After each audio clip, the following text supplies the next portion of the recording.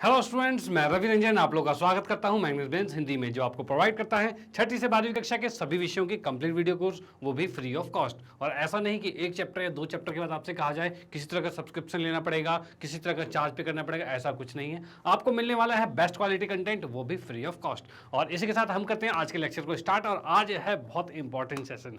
क्यों भाई, ऐसा क्यों है? क्योंकि आज से स्टार्ट होने वाली है कक्षा 9वीं के गणित विषय। ये है आज से स्टार्ट होने वाला है, यानी 9वीं कक्षा के लिए बहुत ही इंपॉर्टेंट दिन है आज। तो आज हम डिस्कस करेंगे कि भाई 9वीं कक्षा में जो गणित में है वो क्या क्या चीजें हैं, यानी हम करेंगे पाठ्यक्रम का परिचय, इसके बारे में देखेंगे। चलो भाई, सबसे पहले हम देखेंगे भाई हमारी स्ट्रेटेजी क्या रहेगी, किस अनुसार हम पढ़ाई करेंगे और कैसे हम इसके मास्टर हो जाएंगे। मास्टर का मतलब यहाँ पर कह सकते हैं कि भाई इस बुक में जो जितने भी क्वेश्चंस हैं, जितने भी टाइप के क्वेश्चंस बन रहे हैं और एग्जाम के पॉइंट ऑफ व्यू से, मार्क्स के लिए और नॉलेज के लिए, हर चीज़ की तरफ से हम होने वाले हैं बिल्कुल ज़बरदस्त, बिल्कुल मस्त होने वाले हैं। और वो कैसे और क्या स्ट्रेटेजी हमारी रहेगी, उस चीज़ को यहाँ देख लेते हैं। पहले भाई उस बात को डिस्कस कर लेते हैं। तो सबसे पहले देखो, इंट्रोडक्शन में हम क्या क्या चीज़ें करेंगे वो बताने जा रहा हूँ आपको। तो सबसे पहले हम करेंगे भाई एनसीईआरटी जो किताब है उसके सभी सिद्धांत, जो कंसेप्ट है, जितने भी कंसेप्ट उसके अंदर है, यानी कोई भी चैप्टर होता है पहले आपको उसके बारे में पता होना चाहिए कि भाई वो कहना क्या चाहता है, होता क्या है। क्योंकि जब तक हमें टॉपिक के बारे में नॉलेज नहीं होगी तब तक हम क्वेश्चन को रट रट के हम आगे करते जाएं, उसका कोई फायदा नहीं है। ठीक है, तो सबसे पहले बेसिक चीज हम करेंगे, कहते हैं ना, बिल्कुल बेसिक से स्टार्ट करेंगे और बिल्कुल एडवांस लेवल तक लेके जाएंगे। ठीक है ना, यानी आपको टेंशन लेने की कोई बात नहीं है। तो यहाँ पर मैं आपको बताना चाहता हूँ, सबसे पहले हम क्या करेंगे, तो इसके कंसेप्ट को क्लियर करेंगे। भाई जो भी टॉपिक है उसके कंसेप्ट को क्लियर करेंगे, और जब कंसेप्ट क्लियर होगा और उसके बाद हम लेके आएंगे आपके लिए एनसीईआरटी बुक। क्योंकि सबसे इंपॉर्टेंट चीज क्या है, देखो होने को बुक हमारे पास बहुत सारी है, लेकिन सबसे इंपॉर्टेंट बुक कौन सी है, तो एनसीईआरटी को छोड़ना नहीं है। जैसे कि और भी बुक्स होती हैं जो एडवांस लेवल की बुक्स होती हैं, उनको तब हमें पढ़ना है जब हमारी ये चीजें कंप्लीट हो जाए। ठीक है, ये सबसे इंपॉर्टेंट है। आपके जो एग्जाम में जो क्वेश्चंस आते हैं वो मोस्टली एनसीईआरटी के ही होते हैं। ठीक है, तो एनसीईआरटी बेस्ड हमें करना ही करना है। तो यहां पर जब हमने कंसेप्ट को क्लियर कर लिया, उसके बाद हम आएंगे एनसीईआरटी के सभी प्रश्न, जो सभी प्रश्न हैं, प्रश्न पे आएंगे यहाँ पे कि भाई किस तरह के प्रश्न जो एनसीईआरटी के अंदर अवेलेबल हैं। तो सभी प्रश्नावली के क्वेश्चन, ठीक है, और उसके साथ साथ उदाहरण, यानी कुछ भी नहीं छोड़ना हमें। एनसीईआरटी का तो एक एक करना है, सारे प्रश्नावली के क्वेश्चन और सारे उदाहरण, कि भाई कुछ ना छूटे, 1% भी ना छूटे। हमें तो करना है सब कुछ, और वो भी मजेदार तरीके से। ठीक है, चलो भाई ये हो जाएगा। उसके बाद आएंगे हम थोड़े से हॉट क्वेश्चन, खा जाए थोड़े से, कहते हैं मुश्किल वाले हो जाते हैं या थोड़े से एडवांस वाले हो जाते हैं। उसके लिए, क्योंकि एनसीईआरटी जब हमारी खत्म होगी उसके बाद हम आपके लिए लेके आएंगे एनसीईआरटी एग्जाम्पलर, जो एनसीईआरटी के द्वारा पब्लिश की गई है एनसीईआरटी एग्जाम्पलर, उसको हम यहाँ पर करेंगे, जो कि आपकी प्रश्न प्रदर्शिका जो होती है उसको यहाँ पर कंप्लीट करेंगे। और उसके बाद फाइनली हम आपके लिए, कहते हैं ना, बिल्कुल आप उस टाइम तक जब आपके एग्जाम्पलर खत्म हो जाएगा उसके बाद आप बिल्कुल टॉप तक पहुंच चुके होंगे, यानी कि आपको बहुत नॉलेज हो चुकी होगी। और उसके बाद कहते हैं ना, एग्जाम के पॉइंट ऑफ व्यू से, यहाँ तक तो आपके कहते हैं नॉलेज के पॉइंट ऑफ व्यू से बिल्कुल भर चुके होंगे। ठीक है, अब एग्जाम के पॉइंट ऑफ व्यू से आपके एग्जाम में स्कोर एकदम टॉप मोस्ट स्कोर तक पहुंचाने के लिए वो भी जिम्मेदारी हमारी ही रहेगी। तो वहाँ के लिए मैं आपको बताना चाहता हूँ, तो यहाँ पर लेके आएंगे मोस्ट इंपॉर्टेंट क्वेश्चन। भाई कैसे कैसे क्वेश्चन इंपॉर्टेंट पूछे जा सकते हैं, कितने तरह के क्वेश्चन बनते हैं, किस टॉपिक से कितने कितने टाइप के क्वेश्चन बन सकते हैं, हर चीज़ को रिलेट करके आपके लिए एकदम, कहते हैं ना, परोस के रख देंगे आपके सामने कि भाई बस खाओ तुम। ओके, बस कहते हैं ना, साथ में बने रहना और मजे में रहना। मजे में हम सारी चीज़ें पढ़ते रहेंगे, एंजॉय करते रहेंगे और कोई प्रॉब्लम नहीं होने वाली। ठीक है, तो यहाँ पर हम मोस्ट इंपॉर्टेंट क्वेश्चन करेंगे, वो भी कौन कौन से, तो केस बेस्ड, जो केस बेस्ड के क्वेश्चन आजकल आगे आने लगे हैं। ठीक है ना, वाले क्वेश्चन आपके करेंगे। उसके बाद एमसीक्यू क्वेश्चंस भी हैं, वो भी आजकल पूछे जा रहे हैं, तो एमसीक्यू की भी बहुत तगड़ी प्रैक्टिस करनी है हमें। और उसके बाद सब्जेक्टिव क्वेश्चन, जो नॉर्मली क्वेश्चन पूछे जाते हैं कि भाई जो आपको लिख लिख के पूरा करना पड़ता है। ठीक है, तो वो चीज़ आपके सब्जेक्टिव क्वेश्चन, तीनों तरह के क्वेश्चंस को हम यहाँ पर कंप्लीट करेंगे, कि आपको, कहते हैं ना, एग्जाम में कुछ भी चीज़ ऐसी ना लगे जो कि भाई ऐसा लगेगा भाई सुना ही नहीं है कभी, भाई सुना हुआ नहीं है, ऐसा नहीं होना चाहिए सुना ना लगे, सब कुछ सुना सुना लगना चाहिए, यानी कि आपको सारी चीज़ें पता होगी। जैसे आप एग्जाम में बैठेंगे इस टाइम पे, जब यहाँ इस लेवल पे पहुँच जाएंगे, तो जैसे आप एग्जाम में बैठेंगे आपको लगेगा भाई ये भी क्वेश्चन कर रखा है, ये भी कर रखा है, वो भी कर रखा है, वो भी कर रखा है। अरे तुम बस रहना साथ में, सब कुछ मज़े में होता जाएगा। ठीक है, चलो भाई उसके बाद फाइनली हम क्या करेंगे यहाँ पर, इसमें करेंगे मैग्नेट ब्रेन द्वारा। यहाँ के जो जितने एक्सपर्ट्स हैं, मैं हूँ या फिर और भी टीचर्स हैं, बहुत से मैथ्स के टीचर हैं, सारे मिलके क्या चीज़ है यहाँ पर एक टेस्ट पेपर जनरेट करते हैं। तो यहाँ पर आपके पास जो कहते हैं बेस्ट क्वालिटी का मैग्नेट ब्रेन का टेस्ट पेपर सीरीज आपके लिए चैप्टर वाइज आपके पास आएगा, ठीक है, चैप्टर वाइज आएगा, वो आप सॉल्व करेंगे, ठीक है। और उसके बाद फिर उसकी वीडियोज़ भी आएगी आपके पास कि भाई इस तरह के आपके मोस्ट इंपॉर्टेंट क्वेश्चन है जो कि मैग्नेट ब्रेन के थ्रू आपके लिए बनाए गए हैं। तो इसके बाद तो कुछ बचेगा ही नहीं, फिर तो आप कोई सी बुक उठा लेना, कोई सी बुक उठा लेना, हर चीज़ को का सॉल्यूशन आपके पास होगा। ओके, तो यहाँ पर बिल्कुल मज़े में हम करने वाले हैं कि भाई किस किस तरीके की क्वेश्चंस बन रहे हैं, हर चीज़ को कंप्लीट करने वाले हैं। अब हम देखते हैं भाई चैप्टर हमारे पास जो बुक है, बुक में है क्या क्या और क्या क्या हमें पढ़ना है। तो ये हमारी एनसीईआरटी बुक है और इसमें हमारे पास क्या क्या चीज़ें हैं। तो क्या चीज़ें, तो सबसे पहला चैप्टर क्या आता है हमारे पास, संख्या पद्धति, ठीक है, संख्या पद्धति। यानी सबसे पहले चैप्टर में हम जानेंगे कि संख्याएं क्या होती है, कितने तरह की संख्याएं होती है, ठीक है, संख्या को बिल्कुल इलेबोरेट करके पढ़ेंगे। हाँ, ये चीज़ें कि आपने 8th क्लास तक भी, 8वीं कक्षा तक भी ये चीज़ें पढ़ रखी है, लेकिन यहाँ पर और एडवांस चीज़ें पढ़ेंगे हम, ठीक है। तो यहाँ पर संख्या पद्धति के बारे में, जिससे हमारी संख्या की नॉलेज तो पूरी कंप्लीट हो जाएगी, ठीक है। और आप लोगों को बताना चाहता हूँ कि जैसे भी कोई भी एग्ज़ाम वगैरह होते हैं ना, कंपटीशन वाले एग्ज़ाम होते हैं, कॉम्पिटेटिव एग्जाम, गवर्नमेंट एग्जाम कुछ भी होते हैं, वो बेसिकली कहाँ से होते हैं, 9वीं 10वीं से ही उठाए गए क्वेश्चन होते हैं, ठीक है। तो यहाँ पर आपको अपने आप को बिल्कुल स्ट्रांग बना के रखना पड़ेगा कि आगे आने वाले दिनों में कोई भी कंपटीशन चीज़ें हो, ठीक है ना, उसमें आपको कोई प्रॉब्लम ही ना हो। सबसे बेसिक कहाँ से स्टार्ट होता है, तो ये आपकी 9वीं कक्षा से शुरू होता है और यहीं से हम पढ़ेंगे, बिल्कुल मजेदार तरीके से एक्सपर्ट बन के निकलेंगे यहाँ से कि भाई कहते हैं यहाँ के कंसेप्ट हमारे क्लियर हुए, फिर आगे कुछ भी नहीं, कोई भी हमारा हाथ नहीं पकड़ सकता, ठीक है ना, फिर तो हम बस निकल लेंगे, कोई दिक्कत वाली बात नहीं होगी। ओके, तो यहाँ पर सबसे पहले हम क्या करेंगे, संख्या पद्धति, संख्या पद्धति को बिल्कुल बढ़िया तरीके से करेंगे। उसके बाद नेक्स्ट आता है बहुपद क्या होता है, ठीक है ना, बहुपद के बारे में हम पढ़ेंगे। ओके, बहुपद जो हमारे पास जो होता है, जैसे ए स्क्वायर क्या कहते हैं, जैसे कि हमारे पास है x² + 2x + 3, इस तरह का ये हो गया, ठीक है ना। बहुपद मतलब नाम से हमें दिख रहा है बहुत सारे पद, ऐसा समीकरण जिसमें बहुत सारे पद होते हैं, ठीक है। तो ये क्या हो गया, हमारे पास बहुपद हो गया। तो इस चीज़ के बारे में बिल्कुल डीपली पढ़ेंगे, ठीक है, बिल्कुल डीपली, आपको मजा आने वाला है। ओके, उसके बाद आएंगे निर्देशांक ज्यामिति। जो निर्देशांक ज्यामिति क्या होता है, तो उसके बारे में, अब निर्देशांक ज्यामिति की बात करूँ तो ये चीज़ें हमारी क्या थी, तो इसको हम दर्शाते थे एक्स अक्ष पे और वाई अक्ष पे, ठीक है। जैसे कि हमारे ये बोर्ड ही है, ये बोर्ड है हमारे पास, तो इसमें हम कोई भी बिंदु को कहीं दर्शा सकते हैं कि भाई कहाँ पर है। तो जैसे इस बोर्ड में मैंने ये बिंदु रखा, तो ये कहाँ पर है, आप इसकी लोकेशन कैसे बताओगे कि कहाँ पर है। तो इसके लिए बताया जाता है, एक होता है एक्स अक्ष होता है, ठीक है, और एक वाई अक्ष होता है। इसमें यहाँ पर अगर कोई भी बिंदु है, यहाँ पर अगर कोई भी बिंदु है, तो इस बिंदु की लोकेशन बतानी है, भाई ये कहाँ स्थित है, ठीक है। इसको बताने के लिए हम देखेंगे भाई x से 1 2 पर स्थित है और y से 1 2 3 पर स्थित है, यानी इस बिंदु का नाम हो जाएगा 3 और 2 और 3, यानी निर्देशांक ज्यामिति, नाम से दिख रहा है आपको, निर्देशांक ज्यामिति की बात करें तो ये क्या करेगा आपके पास, ये जो आपके पास 2 3 है ना, ये बिंदु, ये एक निर्देशांक है जो कि इस पॉइंट की लोकेशन बता रहा है, स्थिति बता रहा है कि ये कहाँ पर स्थित है, ठीक है, कि कहाँ पर स्थित है, ये चीज़ को दर्शा। तो इसके बारे में हम बिल्कुल मजेदार तरीके से डीपली पढ़ेंगे, ठीक है। तो ये चीज़ें हमारी निर्देशांक ज्यामिति थी। उसके बाद आएगा हमारे पास यूक्लिड के ज्यामिति का परिचय। अब यूक्लिड के बारे में देखेंगे, भाई यूक्लिड में क्या चीज़ें हैं, तो यूक्लिड में लेमा है और एल्गोरिथम है, ठीक है, 2 चीज़ें होती है। तो इसका मतलब इसमें क्या चीज़ है, अब लेमा के बारे में आपको बताऊँ तो उसके अंदर ये था, भाई कोई भी चीज़ होती है, कोई भी स्टेटमेंट जो पहले से हमें पता होती है और उसके बिहार पर, उसके रहते हुए हम दूसरी चीज़ें बताते हैं। जैसे कि कहा जाए कि 7 + 3 ये 10 होता है, ठीक है, ये हमें पता है कि 7 + 3 10 होता है, ठीक है। तो अगर मैं लिखूं कि 7 बराबर होता है 10 - 3, क्या ये लिख सकते हैं इसके बिहार पर, तो भाई लिख सकते हैं, क्योंकि इस 3 को उठा के इधर भेज दोगे। तो पहली स्टेटमेंट अगर सही है, पहली बात अगर सही है, तो उसी के अनुसार हम दूसरी बात करते हैं, ठीक है। तो ये था आपका लेमा, यूक्लिड का लेमा होता है, ठीक है। अब यूक्लिड का जो एल्गोरिथम होता है, तो उसमें क्या होता है, तो उसमें ये होता है कि भाई कोई भी काम जो हम करते हैं, कोई भी काम जो करते हैं, जैसे कि मान लो बाइक स्टार्ट करनी है, तो बाइक चलानी तो आपको आती होगी ना, नहीं आती तो फिर भी बताए तो भाई स्टेप बाय स्टेप क्या होते हैं। तो कोई भी काम जो होता है उसके स्टेप होते हैं कि कैसे स्टेप वहाँ तक पहुँचेंगे।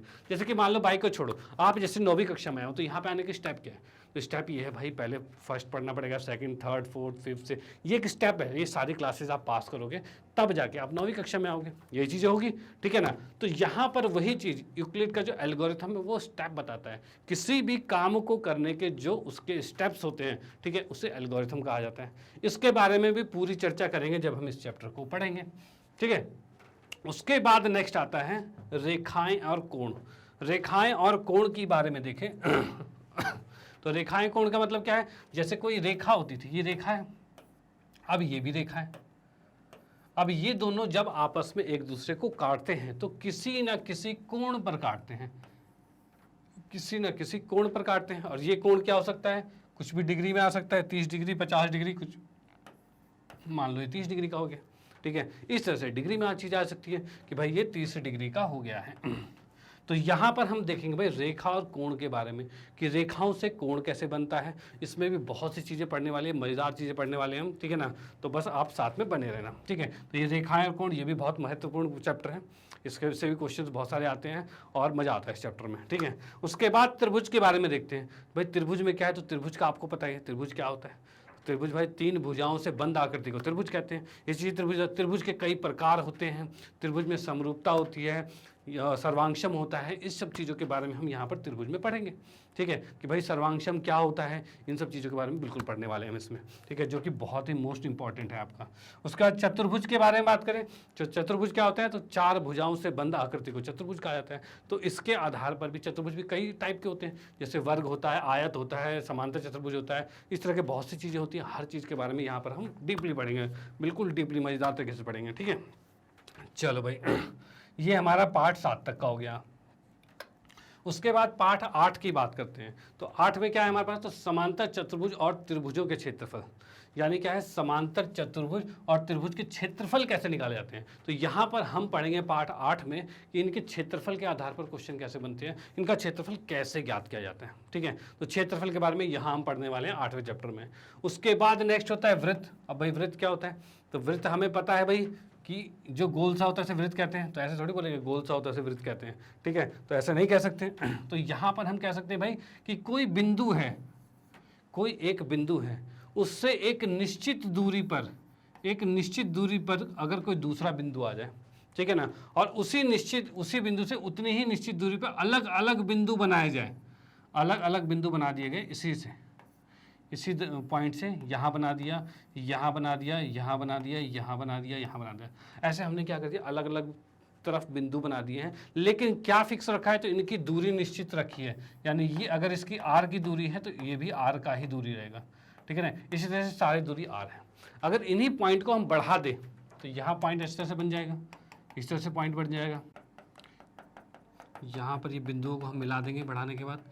अब यहाँ पर क्या हो रहा है, ये बिंदुएं बढ़ गई, और इसी बिंदुओं को जब हम बढ़ा देते हैं तो ये क्या बन जाएगा, ये तो भाई बिल्कुल आपस में जुड़ जाएगा। अगर बिंदुओं को की घनत्व हमको बढ़ा दे तो कुछ ऐसा बन जाएगा। अब यहाँ पर ये बन गया वृत्त। तो यहाँ पर वृत्त की परिभाषा क्या बनती है, तो वृत्त की परिभाषा ये बनती है कि वृत्त वह होता है जो वृत्त एक बिंदुओं का समूह होता है। वृत्त एक बिंदुओं का समूह होता है जो किसी एक निश्चित बिंदु से निश्चित दूरी पर स्थित होता है। तो यहाँ पर ये देखेंगे एक निश्चित बिंदु है जो इसका केंद्र होगा, ठीक है। इससे निश्चित दूरी पर जितने भी बिंदु लगे हुए हैं उन बिंदुओं के समूह को वृत्त कहा जाता है, ठीक है। ये चीज़ होती है। और इस वृत्त में हम बहुत सी चीज़ें पढ़ेंगे, जैसे हम स्पर्श रेखा पढ़ेंगे। पहले तो देखेंगे त्रिज्या क्या है, व्यास क्या है, जीवा क्या है, चाप क्या है, फिर स्पर्श रेखा क्या है। मतलब बहुत सी चीज़ें हम इसमें पढ़ने वाले हैं वृत्त चैप्टर में। इसमें मजा आने वाला है, कोई दिक्कत वाली बात नहीं है। तो बस साथ में रहना, मजे तो आते रहेंगे आपके। और उसके बाद हम देखते हैं भाई रचना के बारे में देखते हैं। रचना चैप्टर में क्या है, तो इसमें हम देखेंगे भाई कोण कैसे बनाए जाते हैं, कि भाई 90 डिग्री का कोण कैसे बन रहा है, 45 का कैसे बन रहा है, 22.5 डिग्री का कैसे बन रहा है, वो भी किसके द्वारा, तो प्रकार के द्वारा, कंपास के द्वारा कैसे बनेगा, ठीक है। उस चीज़ को हम यहाँ पर देखेंगे, ठीक है। उसके बाद नेक्स्ट आएंगे हम क्या, हीरोन्स के सूत्र के बारे में, कि हीरोन्स का सूत्र क्या होता है, हीरोन का सूत्र था क्या, ठीक है। तो इसमें हम देखेंगे भाई किसी भी त्रिभुज के क्षेत्रफल को निकालना, कि त्रिभुज का क्षेत्रफल कैसे निकाला जाता है। तो जैसे कि कुछ त्रिभुज होते हैं उनका क्षेत्रफल तो हमें पता है, जैसे कि कहा जाए समकोण त्रिभुज है तो 1/2 आधार गुणे में ऊंचाई, इस तरह से था। एक समबाहु त्रिभुज होता है तो √3/4 और भुजा का वर्ग, ये चीज़ हो जाती थी। लेकिन ऐसा त्रिभुज जो जिसके तीनों भुजाएं मतलब तीनों भुजाएं अलग अलग है, विषमबाहु त्रिभुज है, ठीक है ना। चाहे विषमबाहु त्रिभुज हो चाहे कोई सा त्रिभुज हो, हर त्रिभुज का क्षेत्रफल इस फॉर्मूले से निकल जाता है। तो ये एक फॉर्मूला है हीरोन्स का सूत्र, इससे सभी त्रिभुजों का क्षेत्रफल निकाला जा सकता है, ठीक है। तो इसके बारे में पढ़ेंगे और इसी के आधार पर अलग अलग टाइप के बहुत सारे क्वेश्चंस भी देखेंगे, ठीक है। चलो भाई, उसके बाद नेक्स्ट आएगा पृष्ठ क्षेत्रफल और आयतन।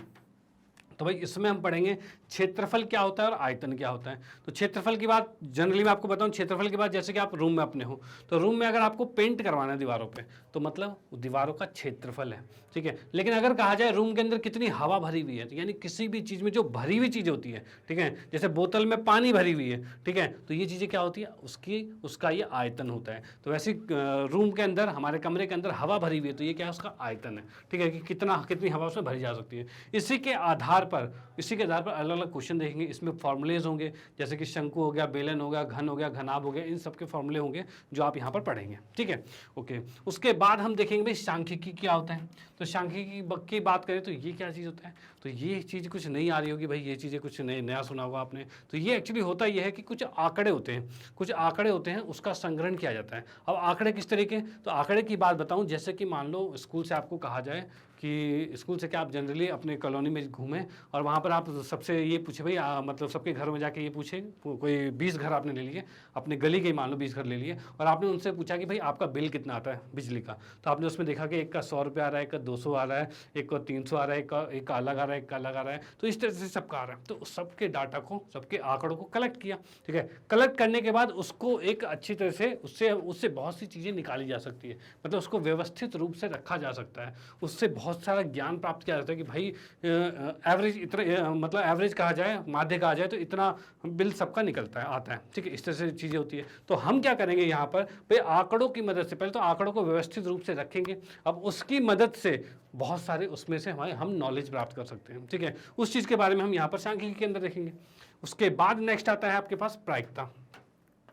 ये प्रायिकता की बात करते हैं। प्रायिकता का मतलब क्या होता है, तो प्रायिकता का मतलब होता है संभावना, मतलब किसी भी चीज़ के होने की संभावना को कहते हैं प्रायिकता।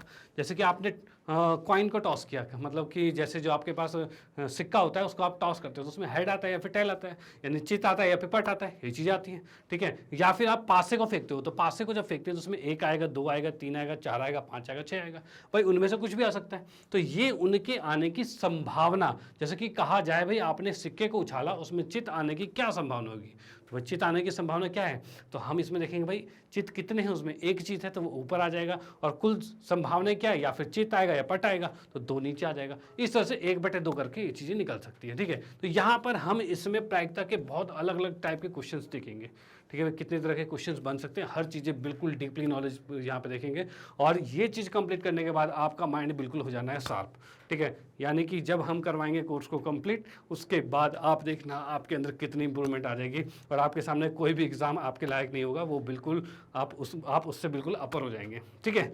चलो भाई, इसी के बाद मैं आप लोगों को बताना चाहता हूँ